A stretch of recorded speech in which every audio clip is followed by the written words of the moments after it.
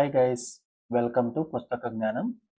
ఇవాళ మనము 8వ తరగతి తెలుగు పాఠ్యపుస్తకంలోని శతక సౌరభం పాఠ్యాంశంలో భాస్కర శతకం నుంచి సేకరించిన 2వ పద్యం దానముంజేయనేరని ఈ పద్యాన్ని నేర్చుకుందాము.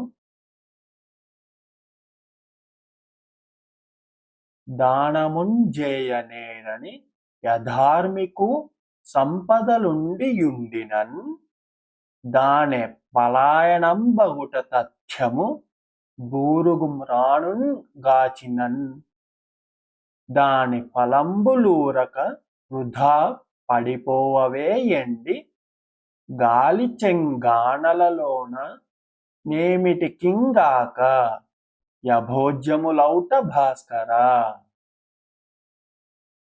దానముంజేయనేరని యధార్మికు సంపదలుండియుండినన్ దానె పలాయనంబగుట తథ్యము బూరుగుమ్రాణున్ గాచినన్ దాని ఫలంబులూరక వృధా పడిపోవవేయండి గాలి చెంగానలలోన నేమిటికింగాక యభోజ్యములౌట భాస్కరా.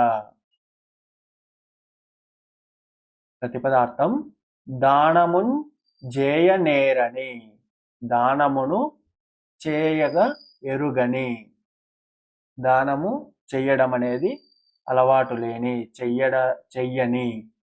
యధార్మికు సంపదలుండియుండినన్, ఆ ధార్మికునికి సంపదలు ఉండినా, అతనికి ఎంత సంపదలున్నా అతనికి దానగుణం లేకపోతే దాని పలాయనంబగుట తథ్యము, అతను పలాయనంబగుట తథ్యము, ఆ ధనము అతనికి వృధాగా పోతుంది, అతనికి ఉపయోగపడదు. బూరుగుమ్రాణున్ గాచినన్ దాని ఫలంబులూరక వృధా పడిపోవవే ఎండి గాలించెంగానలలోన.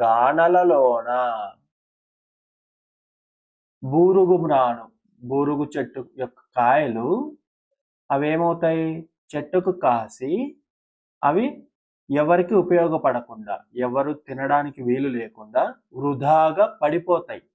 ఎండి గాలి చేత ఎండి గానలలోన, కానలలోన, కానలు అంటే అడవుల్లో, అడవుల్లో బూరుగుమ్రాణు, బూరుగు చెట్టు యొక్క కాయలు ఎవరికి ఉపయోగపడకుండా అవి గాలికి ఎండి పడిపోతాయి, గాలికి ఎండి ఒట్టిపోయి పడిపోతాయి. ఏమిటికింగాక, ఏమిటికిని కాక, అవి ఎందుకు ఉపయోగపడక. అలాగే దానం చేయకుండా ధనం మొత్తం దాచుకుంటూ ఉన్న లోభి దగ్గర ఎంత సంపదలున్నా కూడా అవన్నీ వృధానే. కాబట్టి దాన గుణం అనేది ఉండాలి. ఉన్న సంపదలో కొంతైనా దానం చేస్తూ ఉండాలి అవసరమైన వారికి.